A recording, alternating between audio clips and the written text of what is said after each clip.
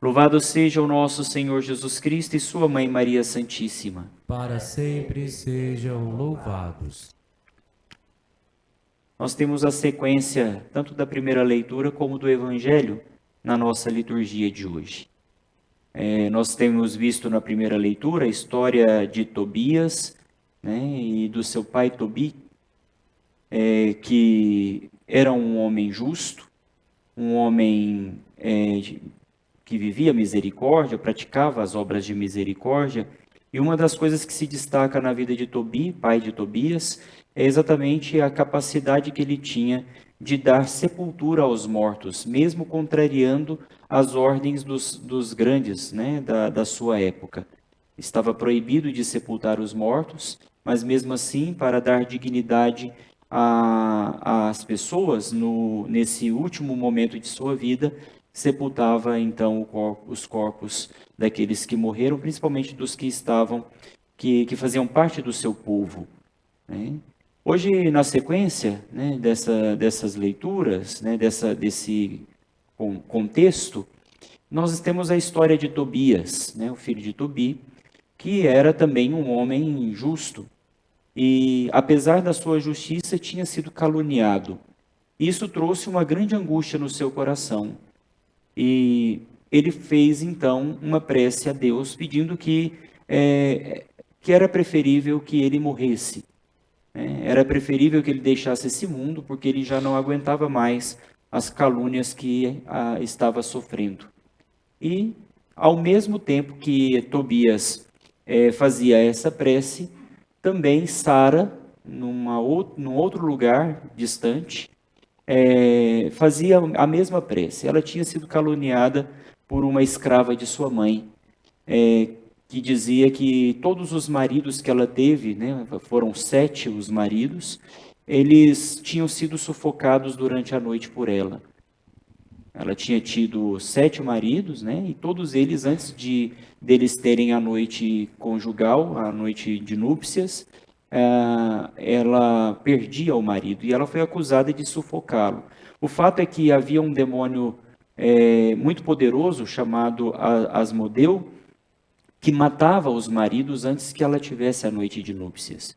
Isso causou uma angústia muito grande nela, a ponto de sentir o desejo de subir ao quarto superior, aos aposentos do seu pai e se matar enforcada.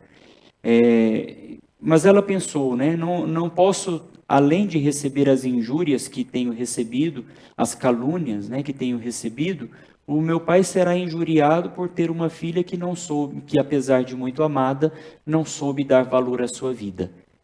Eu peço, Senhor, então, que me tire a vida. Eu já não suporto mais as calúnias, as injúrias que tenho sofrido. E diante da oração de Tobias e de Sara, que ao mesmo tempo, apesar de em lugares diferentes, fazia a Deus pedindo que lhes tirasse a vida, Deus deu a eles uma grande graça. A presença de Rafael, que nas próximas leituras, nos próximos dias, a gente vai ver, né, o modo como Deus uniu o caminho de Tobias e de Sara para que eles pudessem formar uma família, constituindo assim a vontade de Deus. Hoje também na leitura do Evangelho, nós encontramos o caso o caso que foi apresentado para Jesus pelos saduceus. Os saduceus eram um grupo religioso dentro do judaísmo que, assim como os fariseus e como outros grupos religiosos, os saduceus tinham uma particularidade. Eles não acreditavam na ressurreição dos mortos e nenhuma outra realidade espiritual, nem na existência dos anjos, dos demônios. Eles não acreditavam, eram uma espécie de materialistas, né? Acreditavam apenas nas realidades dessa terra. E naquela ocasião fizeram uma questão, né, uma casuística, e ofereceram para Jesus para que pudesse pegá-lo, né, em alguma palavra que talvez não fosse bendita. E fizeram uma proposição. Uma mulher se casou com um homem, morreu sem deixar descendência, esse homem morreu sem deixar descendência, o irmão desse homem se casou com ela e assim foi com os 7 irmãos.